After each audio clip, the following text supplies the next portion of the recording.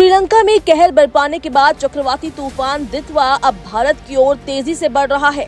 बता दें कि इस तूफान के कारण तमिलनाडु और पुडुचेरी में बारिश और गरज के साथ तूफान आने की आशंका है। भारतीय मौसम विभाग ने इसको लेकर येलो अलर्ट जारी कर दिया है। इस तूफान का असर कर्नाटक, आंध्र प्रदेश से लेकर ओडिशा और बंगाल तक देखा जाएगा। आपको बता दें कि इस तूफान दितवा के कारण श्रीलंका में अब तक लगभग 334 लोगों की मौत हो चुकी है। भारत ने इसे लेकर ऑपरेशन सागर बंधु भी शुरू किया है, जिसके तहत द्वीपीय राष्ट्र की सहायता के लिए राहत और बचाव दल तैनात किए गए हैं।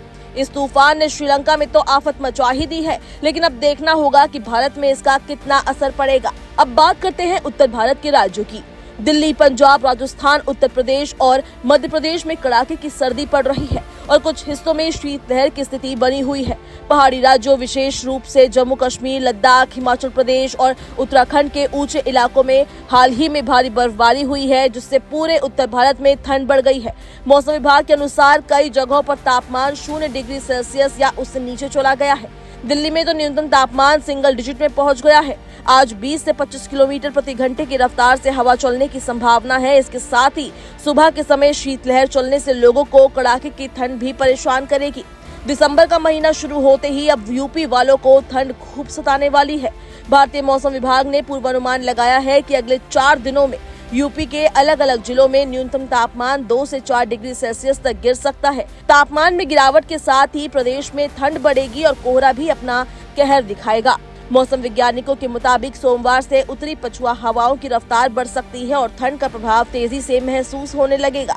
बिहार में भी अब ठंड अपना प्रचंड रूप दिखाएगी। मौसम विभाग ने चेतावनी जारी की है कि सप्ताह से ही पारा तेजी से गिरेगा। सीमांचल और मिथिलांचल के कई जिलों में शीतलहर का प्रकोप बढ़ेगा। वहीं चक्रवात दितवा का असर दक्षिण भारत तक ही सीमित है, जहां भारी बारिश का अलर्ट जारी कर दिया गया है और उत्तरी राज्यों में इसका सीधा प्रभाव नहीं होगा। उत्तर तमिलनाडु, पुडुचेरी तटों के समानांतर लगभग उत्तर की ओर बढ़ने और बुधवार सुबह तक और कमजोर होने की संभावना है। कराईकल और चेन्नई में डॉप्लर मौसम रडार द्वारा निगरानी की जा रही है। कांचीपुरम, तिरुवल्लुर, चेन्नई, चेंगलपट्टू और रानीपेट जिलों में कुछ बारिश हो सकती है। वहीं पहाड़ी राज्यों की बात करें तो हिमाचल प्रदेश में अगले 3 से 4 दिनों में न्यूनतम तापमान में 2 से 5 डिग्री सेल्सियस की गिरावट होने की आशंका है। हिमाचल प्रदेश में 4 से 5 दिसंबर के आसपास फिर से बारिश और बर्फबारी की संभावना है। भारी बर्फबारी के कारण कुछ प्रमुख राजमार्गों और स्थानीय सड़कों पर यातायात बाधित हुआ है, खासकर लाहौल स्पीति और किन्नौर घाटियों में।